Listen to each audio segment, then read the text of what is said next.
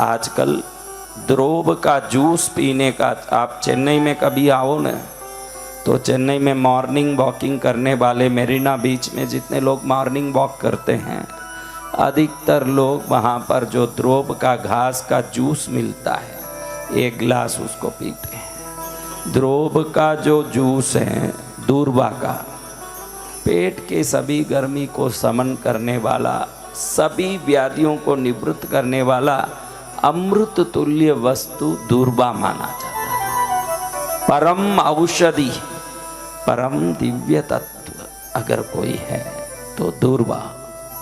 दूर्वा जहाँ पर होता है वहाँ पर नकारात्मक शक्तियाँ नहीं होती। जहाँ दूर्वा होता है वहाँ पर कोई दुष्ट शक्तियाँ प्रवेश नहीं कर सकती। दूर्वा शरीर के लिए बड़ा ही आरोग्यकारी है। ऐसी दूर्वा की महिमा गणेश पूजा में सर्वोत्तम है। चाहे सोना, हीरा, पन्ना, मानक, मोती, चाहे जो वस्तु चढ़ा लो, लेकिन जब दूर्वा नहीं चढ़ाते हो तो आपकी गणेश पूजा विफल होती है, निष्फल होता है। गणेश पूजा सिद्ध होना हो तो निश्चित क्या वस्तु की जरूरत है? क्या वस्तु? हाँ, तो ऐसे दूर्वा की महिमा कल हमने सुनी तो हमने देखा कि इंद्रलोक में श्री नारद ऋषि का आगमन होता है। नारद ऋषि जैसे ही प्रवेश करते हैं इंद्र के भवन में, इंद्रदेव उनका स्वागत करके उचित आसन पर बैठा के उनका पाद पूजा आदि करके प्रसन्न करके एक सवाल करते हैं कि गणेश पूजा में दूर्वा की इतनी महिमा क्यों है? इतनी विशेष महिमा गणेश पूजा में दूर्वा की कैसे है?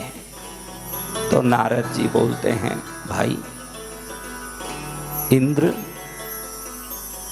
स्थावर नाम का एक नगर था। क्या नगर? स्थावर। स्थावर नाम के नगर में कौंडिन्य मुनि रहते थे। कौंडिन्य मुनि गणेश जी के परम भक्त, गणेश पूजा के ज्ञाता, वेद विख्याता, शास्त्र के ज्ञाता, आचरण चरित्र में परम शुद्ध परम पवित्र पुरुष कौंडिन्य मुनि सदा भगवान गणेश की पाश, कमल, परशु, माला युक्त चतुर्भुज मूर्ति की, चतुर्भुज विग्रह की पूजा करके अपने जीवन को धन्य बनाने वाले कौंडिन्य मुनि बड़े ही उत्साह से रोज बाहर निकलते थे।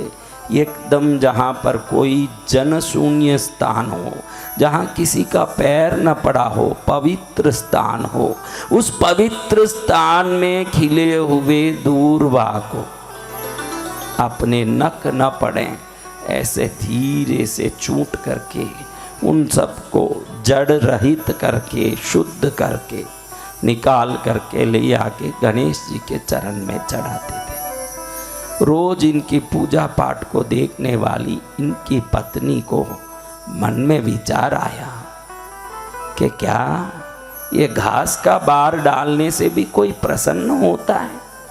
एक घास पटकने से कोई प्रसन्न हो जाता है?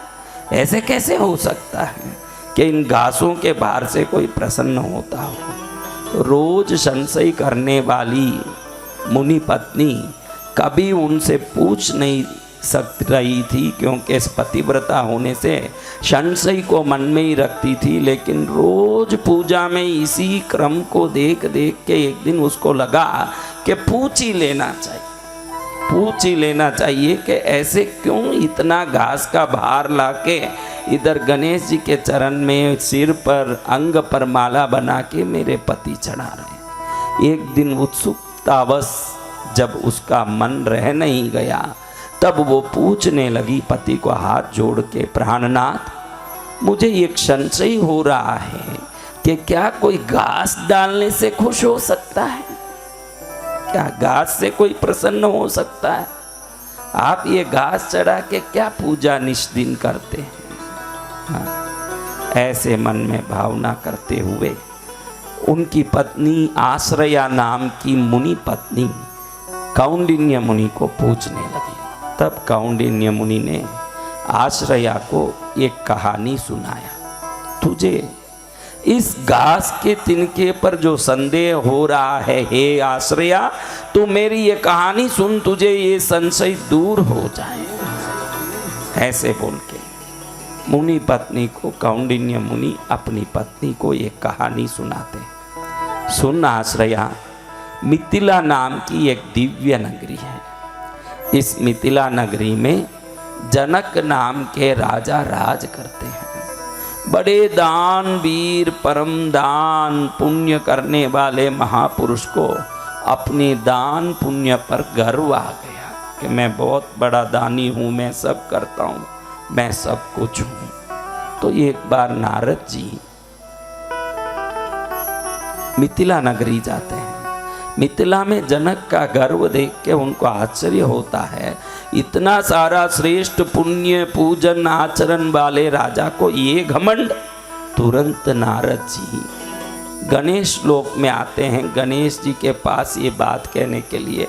नारद जी गणेश जी को वंदन करके बहुत समय बाद आने के कारण गणेश जी के चरण में स्तुति करते हैं। गणेश जी उनका हाथ पकड़ के अपने पास बैठा के पूछते हैं, नारद ऋषि मेरे पास आने का क्या कारण हुआ? तो गणेश जी को नारद जी कहते हैं, प्रभु मैं मिथिला गया था, मिथिला में जाके देखा तो बड़ा ही धर्माचरण हो रहा है देश में। मिथिला नगर बड़ा सुंदर संस्कारी लोगों से भरा है। राजा का तो कहना क्या, बड़ा ही दानी है, गुणी है। मैंने उसकी खूब प्रशंसा करके कहा कि तेरा पुण्य बहुत है, भगवान गणेश की कृपा से तुम बहुत कुछ कर रहा है, तेरा ये दान, तेरा पुण्य, तेरी भक्ति सब गणेश जी की कृपा से हो रही है। ऐसे मैंने कहा प्रभु तो गर्म हो गए। उन्होंने जनक राजा कह रहे हैं कि मैं ही ईश्वर हूँ, मैं ही सब कुछ हूँ, मैं ही करता धरता हूँ, मैं ही करता हूँ, मेरे द्वारा सब होता है, दूसरा कौन होता है जो मेरे पुण्य को बढ़ाने वाला होता है? क्या प्रभु आपके अलावा भी कोई पुण्यशाली हो सकता है संसार में? कोई ऐसा पुण्यशाली है जो आपके आशीर्वाद के बगैर संसार में कोई काम कर सकता हो? तो गणेश जी ने कहा अच्छा ऐसा है,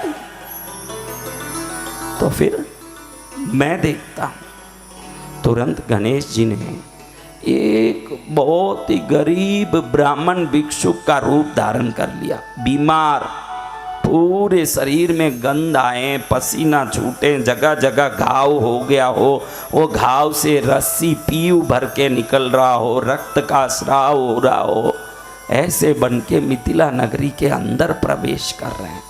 अब मिथिला नगरी के अंदर गणेश जी इस रूप में प्रवेश कर रहे हैं। देखने वालों में कई लोगों ने तो नाक पकड़ लिया दुर्गंध के कारण, कई लोगों को तो देख के ही मन घबरा रहा तो मुंह फिरा लिए, कई लोग कपड़ा उठा के मुंह पर लगा लिए, ये दुर्गंध सहन नहीं हो रहा है। बड़े भूख से प्यासे, बड़े ही प्यास से तड़पे हुए इस रूप को लेके ये ब्राह्मण जा रहे हैं। सबने अपने घर के दरवाजे बंद कर लिए, किवाड़ बंद कर लिए, कोई दरवाजा नहीं खोल रहा। ये दुर्गंधी ब्राह्मण की गंदगी देख के किसी को मन नहीं आ रहा है कि पास में जाएं। ये सीधे राजमहल की तरफ गए, मन में लगा कि राजमहल में मुझे भोजन मिल जाएगा। राजमहल की तरफ जाते हैं, सेवक को कहते हैं कि जाके राजा को बोल प्यासा ब्राह्मण, भूखा ब्राह्मण आपके द्वार पर खड़ा है। तुरंत वो सेवक भागा राजा को बोलने, कोई ब्राह्मण भिक्षुक आए हैं आपके पास से, भूख प्यास से पीड़ित वो व्यक्ति कुछ आहार और तृप्ति के लिए जलपान चाहते हैं। राजा ने सुना, जनक ने, तो मन में सोचा कि ऐसी बात है, उनको बुला के लाओ। गणेश जी आए थे जनक राजा के अहम को शांत करने के लिए। और अहंकार जहाँ होता है आराधना निष्फल होती है, और जहाँ सरलता होती है वहाँ आराधना की जरूरत ही नहीं होती है, ईश्वर उनके पास होते हैं। जय गुरुदेव। अहंकार जहाँ होती है लाख प्रयत्न करो, अहंकार में किए हुए जैसे आप देखो गंदे जल में डाला हुआ चंदन कितना भी उत्तम हो, गंदा हो जाता है। वैसे अहंकारी के किए हुए सभी अनुष्ठान निष्फल हो जाते हैं। गणेश जी को देख के ही जनक राजा हाथ जोड़ के कहते हैं, किस प्रयोजन से आए हैं ब्राह्मण श्रेष्ठ? हाथ पैर में गांवों से पीऊ और रस्सी के कारण, रक्तस्राव के कारण दुर्बल और गंदे दिख रहे हैं। उस द्विज ने कहा कि मैं बहुत समय से भूख प्यास से पीड़ित हूँ, मेरा ये कुरूप देख के कोई मेरा उपचार नहीं कर रहा राजन, कोई भोजन पानी देने तैयार नहीं है। सब मुझे देखते ही नाक बंद कर लेते हैं, कपड़े से मुंह ढक के भागते हैं या घर का दरवाज़ा बंद कर देते हैं। आप तो प्रजा पालक हो, तो आपके पास मैं इच्छा लेके आया हूँ कि मुझे कोई भोजन मिलेगा आपके पास। अब राजा ने कहा कि आप तृप्त होकर यहाँ भोजन करें। आदेश दिया सेवकों को कि उत्तम अन्न और विभिन्न पान जल से इनको तृप्त करो। अब रसोई घर से जैसे एक व्यक्ति खाता है ना, उतना भोजन लेके सेवक आए, इनको बैठाया, पत्तल बिछाए, उत्तम पत्तल में जल छांट के साफ करके इनको आसन लगा के बिठवाया और उत्तरमुखी बिठवा करके इनको जल का एक दोना रखा, जल का मिट्टी का कलश रखा और बैठा करके इनको भोजन करवाने के लिए उत्तम पदार्थों से, चावल रोटी आदि से उस पत्तल को भर के बैठाया। अभी एक आदमी जो भोजन कर सके हैं, एक क्षण में उनने वो भोजन को खाली कर दिया। अब वो कह रहे कि और लाओ, अंदर से और लाया, रखा, अगले क्षण में वो खाली। अभी जो राजमहल में 700,000 लोगों के लिए भोजन बना था, वो पूरा भोजन मंगा के 10 मिनट के अंदर पूरा खाली कर दिया ब्राह्मण ने। अब विचार करे सब सेवक के, अब क्या करें? सब जनक राजा के पास दौड़े, मिथिला नरेश, ये जो ब्राह्मण आए हैं बड़े ही भूख प्यास से पीड़ित लग तो रहे हैं, लेकिन क्या शक्ति है ये पता नहीं हमको। राजमहल में आज सबके लिए जो भोजन कराया है और करके रखा है, पूरा भोजन अकेले ही खाली कर दिया, बोल रहे हैं और लाओ। जनक राजा कहें ऐसा है तो मना नहीं करना है अतिथि को। राज भंडार में जितना अपने पास राशन है, रोटी चावल सब्जी वगैरह बना के इनको खिलाओ। अब राजमहल में जो बड़ा सा धान्य भंडार था, उसमें जितना अन्न था, अन्न के लिए कच्चे राशन रखे थे, सबको लाके रोटी बनवाई, चावल बनाई, जो बनाए, जो लाओ। जैसे कपूर उड़ता है वैसे उड़ता है, हवा में कपूर कैसे उड़ता है वैसे क्षण में भोजन उड़ता है। एक अन्न का दाना नहीं बचा राजकोष में, धान्य भंडार में, पूरा का पूरा खाली, पूरा खाली। अब ब्राह्मण बोले मेरा भूख तो एक अंश भी खत्म नहीं हुआ, और लाओ और लाओ और लाओ। अब क्या करें? राजा बोल रहा है कि मैं बहुत बड़ा दानी हूँ। जनक राजा को मन में आ गया कि मेरे दान का ये अपमान। अब सेवकों को कहा जाओ, धरती में जहाँ भी नीचे कोई किसानों ने मटकियों में अगले खेती के लिए जो दान रखे हों वो ले आओ। घरों में, सबके घरों में जो दान रखे हों, मटकी रखे हों, वो ले आओ। और जितने जगह जगह पर सब्जी हरियाली जो चीज़ों हों सब ले आओ। ब्राह्मण को तृप्त नहीं करेंगे तो हमारा ये जो अतिथि उपचार की जो क्रम है ये खंडित हो जाएगी। जाओ, देश में जहाँ जो है उसको ले आओ, उसको ले आओ, उसको ले आओ, उसको ले आओ। अब पूरे घर घर में खटका के, किसी के घर से धनिया पत्ती, किसी के घर से भाजियाँ, किसी के घर में आटा चावल, जिसके घर में, सबके घर में थोड़ा तो होता ही है ना। पूरे देश के हर घर को टटोल के ले आ गए और पहाड़ जितना अंबार करके चावल बनाया, सब्जी बनाई, दाल बनाया, रोटियां बनाई, पाक बना करके बढ़िया से भोजन करके यूं ढेर ढेर जैसे कोई बड़े बड़े पर्वतों के ढेर हो ऐसे रखा। और ब्राह्मण रूप में आए हुए गणेश जी ने एक क्षण में सब ओम स्वाहा स्वाहा क्या कर दिया? ओम स्वाहा। अब जनक राजा आश्चर्य में पड़ गए। अब पूरे देश में अगले दिन खाने के लिए किसी के घर में एक दाना नहीं, किसी के घर में एक बाजी का छोटा डंडा नहीं। तो अब क्या करें, इनको क्या बोलें। जनक राजा का मुंह नीचे हो गया। नारद जी को कही हुई बात याद आई कि मैं ही सब कुछ हूँ, मैं ही सब करता हूँ, मेरे ऊपर कौन गणेश होते हैं। ये शब्द याद आया और अपने ईश्वरत्व पर शर्म आया। मुंह नीचे करके खड़े हुए और ब्राह्मण भूखा प्यासा ही हो उसी वेश में वहाँ से उठ के आगे निकल गए।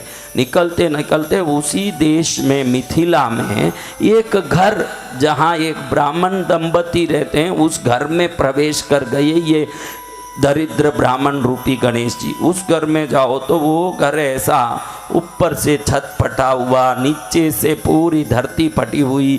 उनके घर में भी खा के कितने ही दिन हो गए हों, कितनी परेशानी है, और उतने में भी वो लोग गणेश जी की एक प्रतिमा की निस दिन दूरवा से पूजा करके प्रणाम करके कहते हैं, प्रभु आपको चढ़ाने हमारे पास मोदक नहीं है, प्रभु आपको चढ़ाने के लिए हमारे पास पुष्पमाला, चंदन, अक्षत, उत्तम द्रव्य नहीं है प्रभु, हम खुद ही कई वर्षों से भूखे हैं।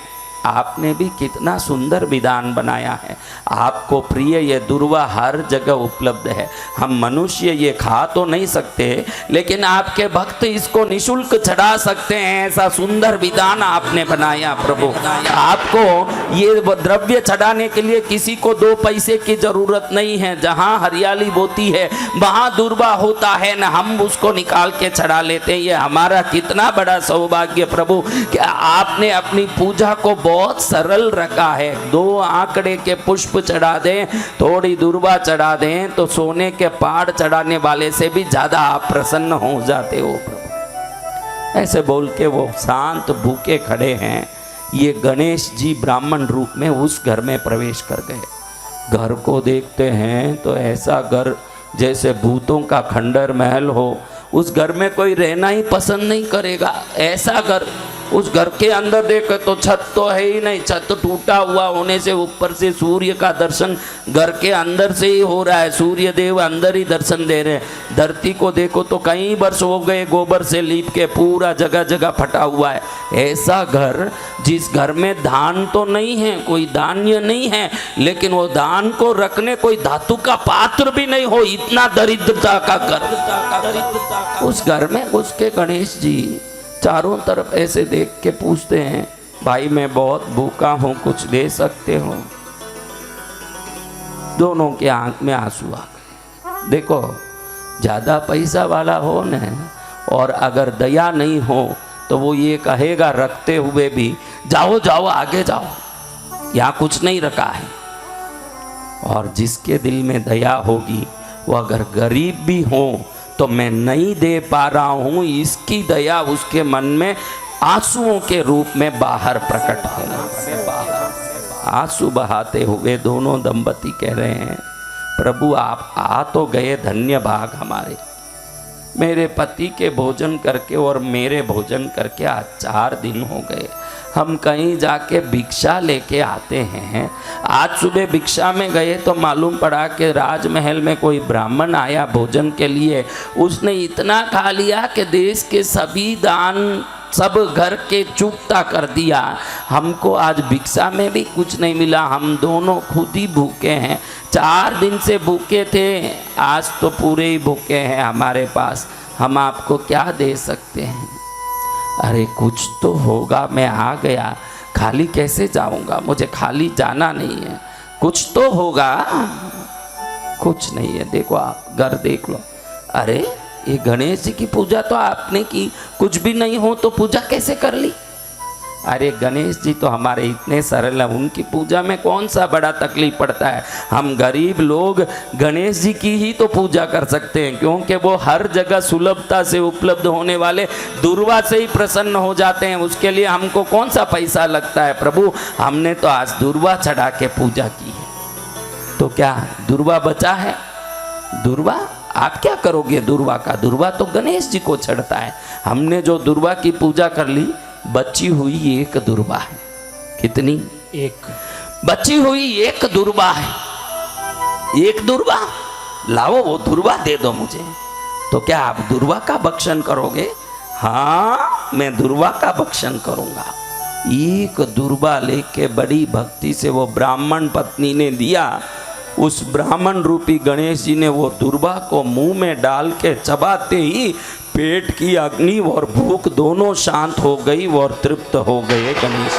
जय जय गुरुदेव। गणेश जी ने उस समय में अपने स्वरूप में प्रकट हो करके अपना वो जो गंदा श्राव से भरा, रक्त से भरा, गंदा मलिन शरीर का रूप को छुपा करके असली रूप में प्रकट हो गए। गणेश के रूप में प्रकट होते हैं तो कोटि सूर्य प्रकाश के समान गणेश जी का रूप देख करके दोनों ब्राह्मण दंपति चरणों में गिर जाते हैं। कहते हैं, अहंकार भरा जनक राजा का भव्य भोजन एक तरफ, सरलता से तुम्हारा दिया हुआ एक ही दुर्वा एक तरफ। तुम्हारे दुर्वा से मैं अत्यंत प्रसन्न हुआ, तुम्हारा कल्याण होगा, क्या मांगना है मांगो। दोनों ने हाथ जोड़ के कहा, प्रभु इस जन्म में तो हम पूर्व जन्म के पाप को दरिद्रता के रूप में भुगत रहे हैं, लेकिन इस जन्म में तो आपकी भक्ति हमको मिली है और आगे जन्म जन्मों तक आपकी भक्ति हमारे हाथ से होती रहे, ये आशीर्वाद दे दीजिए बस, और मुझे कुछ नहीं चाहिए। हम लोगों को और कुछ नहीं चाहिए, और कुछ नहीं। अब ऐसे कौंडिन्य ऋषि आश्रया अपनी जो मुनि पत्नी है उसको दुर्वा की महिमा बताते हैं।